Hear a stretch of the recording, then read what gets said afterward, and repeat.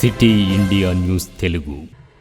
వేదిక మీద ఉన్న పెద్దలు వంశీకృష్ణ గారు, మిగతా సహచరులు, కార్యక్రమానికి వచ్చిన మీడియా మిత్రులు అందరికీ నమస్కారం.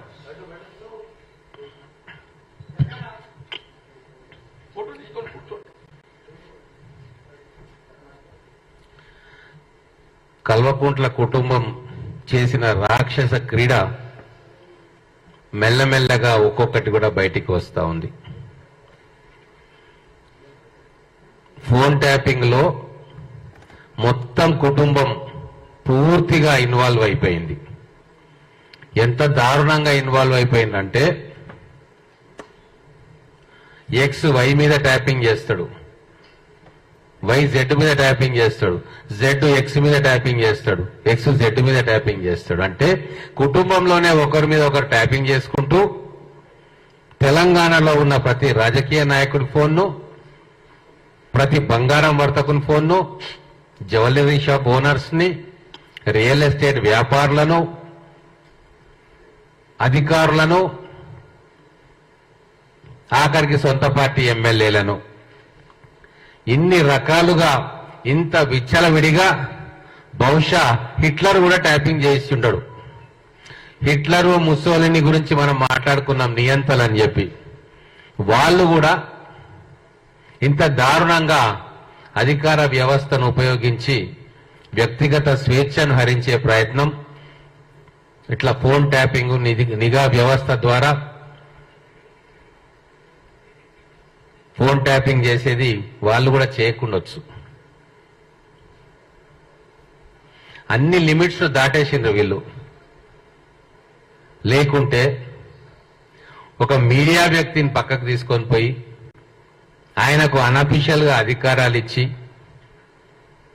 ఒక ఇంటెలిజెన్స్ చీఫ్ ఇన్ఫర్మేషన్ అంతా ఆ మీడియా వ్యక్తి శ్రవణ్కి ఇచ్చేస్తే ఆయన ఆఫీసర్లకు ఇచ్చి వాళ్ళు ట్యాపింగ్ చేస్తున్నారు అంటే ఇంతకంటే దారుణం ఏమైనా ఉందా?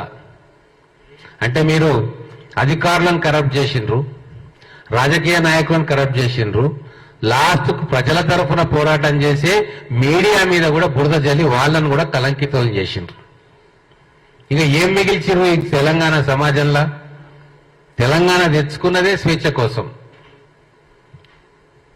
సీమాంధ్ర పాలన నుంచి స్వేచ్ఛ రావాలి, ప్రజాస్వామ్యం వర్ధిల్లాలి, ప్రజాస్వామ్య హక్కులు కాపాడబడాలి అని చెప్పి కదా మనం అందరం కొట్లాడి తెలంగాణ తెచ్చుకున్నాం. దౌర్భాగ్యం, తెలంగాణ వీళ్ళ చేతిలోకి వచ్చింది. 10 సంవత్సరాలు ఎంత సినిమా చూపించాలనో అంత సినిమా చూపించిండ్రు. అందుకే నేను డీజీపీ గారిని డిమాండ్ చేస్తా ఉన్నా,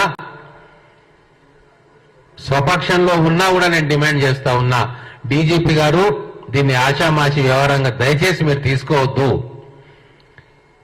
ఇది తెల్లబట్టలు వేసుకున్న రాజకీయ నాయకుల నిబద్ధతకు, కాకి చొక్కా వేసుకున్న పోలీస్ ఆఫీసర్ల నిజాయితీకి పరీక్ష ఇది. ఖచ్చితంగా ఎవరైతే ఫోన్ ట్యాపింగ్ ఆర్డర్ చేసిండ్రో, ఎవరైతే సమాజంలో ఉన్న పెద్ద వ్యక్తుల చరిత్రను మల్లం చేసే ప్రయత్నం చేసి బ్లాక్ మెయిలింగ్ కు, లూటీకి పాల్పడ్డారో వాళ్ళు కాకి చొక్కా వేసుకున్న వాళ్ళైనా, తెల్లబట్టలు వేసుకున్న రాజకీయ నాయకులైనా వాళ్ళందరూ కూడా కటకటాల వెనక ఉండాల్సిందే. దానికి మీరు బాధ్యత తీసుకోవాలని చెప్పి ప్రజాస్వామ్యవాదుగా 30 ఏళ్ల నుంచి రాజకీయాల్లో ఉన్నాం మేమందరం కూడా. మిమ్మల్ని అందరినీ కూడా రిక్వెస్ట్ చేస్తా ఉన్నాం. మా మహబూబ్ నగర్ జిల్లాలో ఎన్నో ప్రజా పోరాటాలు చేసిన చరిత్ర మా అందరికీ ఉంది. ఉద్యమాలు చేసినాం ప్రజల తరఫున. కానీ ఈరోజు మొత్తం తెలంగాణ సమాజాన్నే కలుషితం చేస్తున్న, ఆందోళనకు గురి చేస్తున్న ఈ ఫోన్ ట్యాపింగ్ వ్యవస్థ, ఫోన్ ట్యాపింగ్ దారుణాలు ఖచ్చితంగా ప్రజల ముందుకు రావాలా. దానికి మీరు సీరియస్ గా తీసుకొని నిజాయితీతోటి ఎంక్వైరీ చేయించి ప్రతి ఒక్క పౌరుడు ఎవరైతే ఫోన్ ట్యాపింగ్ లో బాధకు గురైండో, కొన్ని వేల మంది ఉన్నారు నాకు తెలిసిన ప్రకారం, వాళ్ళందరికీ కూడా న్యాయం చేపించే బాధ్యత మీది. దేశ భద్రతకు భంగం కలిగించింది ఫోన్ ట్యాపింగ్ ఇప్పుడు. ఎందుకంటే ఫోన్ ట్యాపింగ్ చేసిన రికార్డ్స్ ధ్వంసం చేస్తుంటే దాంట్లో దేశ భద్రతకు సంబంధించిన అంశాలు కూడా ధ్వంసమైపోయినాయి.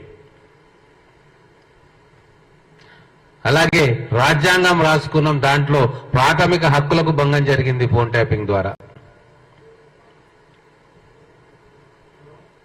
ఎంతో మంది అధికారుల మీద కూడా ఫోన్ ట్యాపింగ్ జరిగింది. ఐఏఎస్ ఆఫీసర్ల మీద ఫోన్ ట్యాపింగ్ జరిగింది. ఎమ్మెల్యేల మీద ఫోన్ ట్యాపింగ్ జరిగింది. నిజాయితీగా పనిచేసే ఆఫీసర్ల మీద ఫోన్ ట్యాపింగ్ జరిగింది. కాబట్టి ఇంకా చాలా మంది ఎమ్మెల్యేల మీద, రాజకీయ నాయకుల మీద ఫోన్ ట్యాపింగ్ జరిగింది. వాళ్ళందరూ కూడా ఒక్కొక్కరుగా ముందుకొచ్చి కంప్లైంట్ చేస్తూ ఉన్నారు. ఈ రాష్ట్రంలో ఫోన్ ట్యాపింగ్ జరిగింది, ఎంక్వైరీ చేయమని చెప్పి డీజీపీ గారికి మొట్టమొదటిగా కంప్లైంట్ నేను చేసిన. ఎందుకంటే నేను బాధితుడిని కాబట్టి, నా ఫోన్ ట్యాప్ అయిందన్న విషయం నాకు తెలుసు కాబట్టి, నా ప్రాథమిక హక్కుకు భంగం కలిగింది కాబట్టి దాన్ని రక్షించే బాధ్యత అధికార వ్యవస్థ తీసుకోవాలి. నిందితులకు శిక్ష పడేట్టు చేయాల్సిన బాధ్యత వాళ్ళ మీద ఉంది కాబట్టి మేము కంప్లైంట్ చేయడం జరిగింది. నేను చేసిన వెంబడే బీజేపీ నుంచి రఘునందన్ రావు గారు చేయడం, ఇప్పుడు మహేందర్ రెడ్డి గారు చేయడం సిరిసిల్ల నుంచి, ఇప్పుడు పెద్దలు వంశీకృష్ణ గారు, డాక్టర్ వంశీకృష్ణ గారు చేయడం, ఇవన్నీ కూడా ప్రజలకు చాలా భయాందోళనకు గురి చేస్తూ ఉంది. ఎవరెవరి రహస్యాలు వీళ్ళు విన్నారో ఈ కల్వకుంట్ల కుటుంబం, ఎవరెవరి ఇంటర్నల్ రహస్యాలు వాళ్ళకు తెలిసినాయో, ఎంత మోసం జరిగిందో, ఎంత బ్లాక్మెయిలింగ్ జరిగిందో ఇవన్నీ కూడా బయటికి రావాలి. ఎందుకంటే ఈ కుటుంబం ఒక రహస్యం ఒకరి దగ్గర తీసుకొని ఊకే ఉండే కుటుంబం కాదు. దాని ద్వారా లాభం రాజకీయంగానో లేకుంటే మానిటరీ లాభమో ఖచ్చితంగా జరిగే ఉంటది. మరి ఎందుకు ఒక కుటుంబ సభ్యుడు ఇన్ఫర్మేషన్ తీసుకొని మీడియా అధిపతికి ఇస్తున్నాడు? ఆ మీడియా అధిపతి పోలీసుల ద్వారా ఏం ఇన్ఫర్మేషన్ లాగిండు, దాని ద్వారా వీళ్ళు ఎట్లా లబ్ధి పొందిండ్రు, ఒకవేళ లబ్ధి పొందినరా లేదా, ఇవన్నీ కూడా కూలంకషంగా ఎంక్వైరీ జరగాలని చెప్పి కోరుకుంటా ఉన్నా. మా జిల్లాలో కూడా గతంలో బీఆర్ఎస్ లో మంత్రులుగా, ఎమ్మెల్యేలుగా ఉన్న వాళ్ళ పాత్ర కూడా ఉంది. ఆ కోణంలో కూడా దర్యాప్తు చేయాలా. ఇప్పుడు డాక్టర్ వంశీకృష్ణ గారి మీద ట్యాపింగ్ జరిగింది అంటే అక్కడ లోకల్ టీఆర్ఎస్ ప్రజాప్రతినిధి ఎవరో చెబితేనే జరుగుతుంది. నా మీద ట్యాపింగ్ జరిగింది అంటే అక్కడ లోకల్ గా ఉన్న మంత్రులు కానీ, ప్రజాప్రతినిధులు కానీ మా రిఫరెన్స్ ఇస్తేనే ఇక్కడ ట్యాపింగ్ జరుగుతుంది. కాబట్టి ఇటువంటి వ్యక్తులందరినీ కూడా కటకటాల వెనక్కి పంపే ప్రయత్నం నిజాయితీగా జరగాలని చెప్పి డీజీపీ గారిని, సిటీ ఇన్ఛార్జ్ గారిని మేము కోరుకుంటా ఉన్నాం. ఇంకొకటి, విదేశాల నుంచి ఎక్విప్మెంట్ దిగుమతి చేసుకున్నారు. మరి ఏ కస్టమ్స్ క్లియరెన్స్ వచ్చింది, ఎవరు దిగుమతి చేసుకున్నారు, దానికి ఫైనాన్స్ ఎవరు ఇచ్చిండ్రు? మా దగ్గర స్పష్టమైన సమాచారం ఉంది. టీఆర్ఎస్ పార్టీకి చెందిన కొంతమంది ఎమ్మెల్సీలు దీనికి ఫైనాన్స్ చేసిండ్రని. మరి ఎందుకు వాళ్ళ పిలిచి వాళ్ళని అడగట్లేదు? వాళ్ళ స్టేట్మెంట్ ఎందుకు రికార్డ్ చేయట్లేదు? ఎందుకంటే ఒక్కొక్క ఎక్విప్మెంట్ ధర దాదాపుగా 25-30 కోట్లు ఉంటాయి. మరి అది వైట్ లో ఇచ్చిండ్రా, బ్లాక్ లో ఇచ్చిండ్రా, వాళ్ళ పేర్ల మీద దిగుమతి చేసుకున్నారా, లేకుంటే ఆల్రెడీ ఇక్కడ ఉన్న కంపెనీల పేరు మీద దిగుమతి చేసుకున్నారా? ఇవన్నీ కూడా సమాజానికి తెలియాల్సిన అవసరం ఉంది.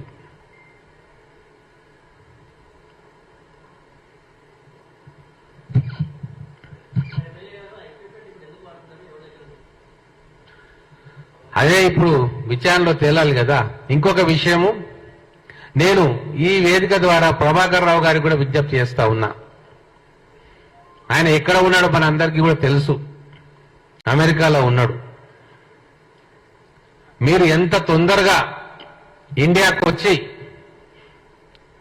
ఇది అప్పుడున్న ముఖ్యమంత్రి గారి ఆదేశాల మేరకు మేము చేస్తామని చెప్పి మీరు అప్రూవర్ గా మారిపోతే మీకు ఏ ఇబ్బంది కూడా ఉండదు.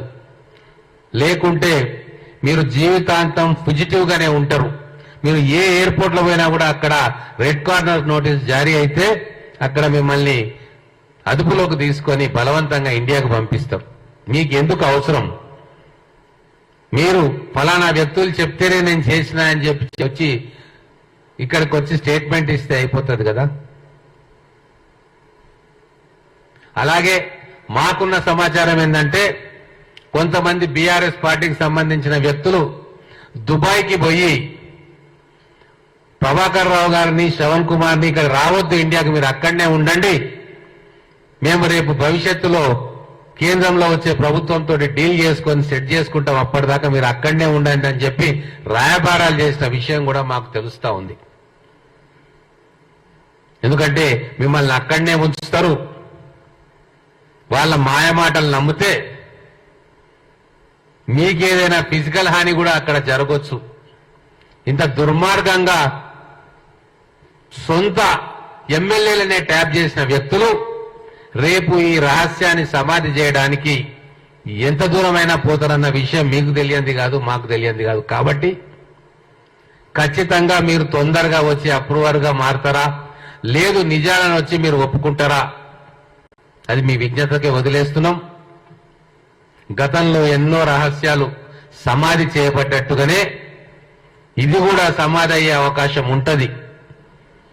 మామూలు వ్యక్తులు గారు గతంలో ఇక్కడ అధికారంలో ఉన్న వాళ్ళు ఇంటర్నేషనల్ నెట్వర్క్ సంపాదించుకున్నారు. మరి రహస్యాలు సమాధి కావాలి, వాళ్ళ రాజకీయ జీవితం సేఫ్ గా ఉండాలి, వాళ్ళు సంపాదించుకున్న లక్షల కోట్ల రూపాయలు సేఫ్ గా ఉండాలంటే వాళ్ళ క్రిమినల్ మైండ్ కు ఏదో ఒక ఆలోచన వస్తే నష్టపోయేది మీరే. కాబట్టి నేను లండన్ లో తలదాచుకుంటున్న శ్రవణ్ కుమార్ గారికి, యుఎస్ఏలో తలదాచుకుంటున్న ప్రభాకర్ రావు గారికి ఒక శ్రేయోభిలాషిగా, ఒక హితుడిగా వాళ్ళకు చేసే విజ్ఞప్తి ఏంటంటే మీరు ఇమ్మీడియట్ గా ఇండియాకు వచ్చి ఇక్కడ తెలంగాణ పోలీసులకు లొంగిపోయి వాస్తవాలు ఏమైనావో చెప్పండి. అందరికీ తెలిసిన విషయమే, ఎవరో ఒకరు అప్పుడున్న అధికారంలో ఉన్న వాళ్ళు చెప్తేనే మీరు చేసిందన్న విషయం అందరికీ తెలుస్తా ఉంది. కాబట్టి మీరు తొందరగా వచ్చి జరిగిన విషయాలు సిట్టుకు కానీ పోలీసు వ్యవస్థకు కానీ అధికారులకు కానీ చెప్తే ఈ కేసు తొందరగా సాల్వ్ అవుతుంది, చాలా మంది బాధితులకు ఉపశమనం కలుగుతుంది.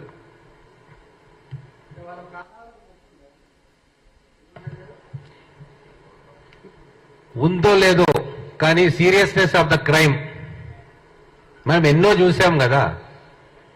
అధికారంలో ఉన్న వాళ్ళు తమ తప్పుల్ని కప్పిపుచ్చుకోవడానికి ఎన్నో దారుణాలు చేస్తూ ఉంటారు. మరి ఇది కూడా మామూలు తప్పిదం ఏం కాదు.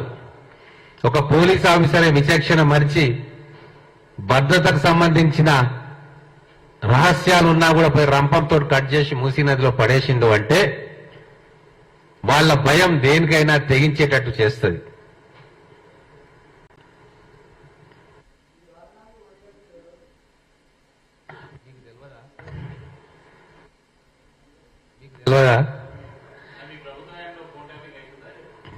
మా ప్రభుత్వంలో ఫోన్ ట్యాపింగ్ చేయాల్సిన అవసరమే లేదు, అన్ని ఓపెన్ గానే మాట్లాడుకుంటున్నాం. ఇంకా ఫోన్ ట్యాపింగ్ ఎందుకు?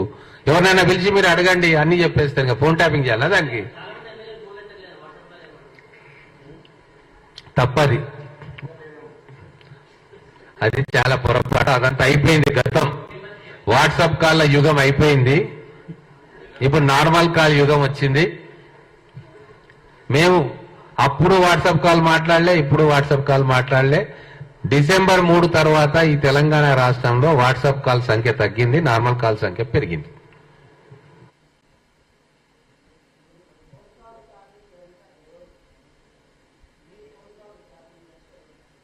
అప్పుడు రాష్ట్రంలో అధికారంలో ఉన్న మంత్రులు, ముఖ్యమంత్రులు, ముఖ్యమంత్రి కుటుంబము, దాని చుట్టుముట్టున్న వాళ్ళు.